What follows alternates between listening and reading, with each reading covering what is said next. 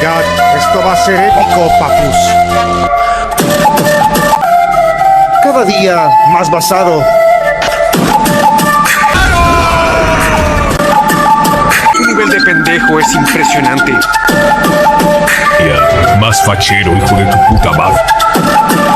Mondongo, mondongo, mondongo, mondongo.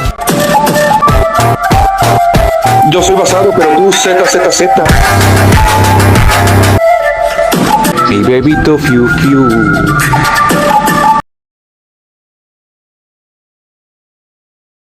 De Minecraft. En la versión 1.7.10, en esta semilla de aquí, te puedes encontrar justo al lado del spawn una casita. A primera vista parece una aldea, pero esta no es una aldea común y corriente. De hecho, no es una aldea, es solo una casita completamente desolada. En esta casita vive un aldeano solito, un aldeano que por su propia cuenta ha sobrevivido. Tiene sus propios cultivos, un pequeño pozo para poder tomar agua. Pero cuando la noche llega, este pobre aldeanito está indefenso, no tiene a nadie quien pueda protegerlo.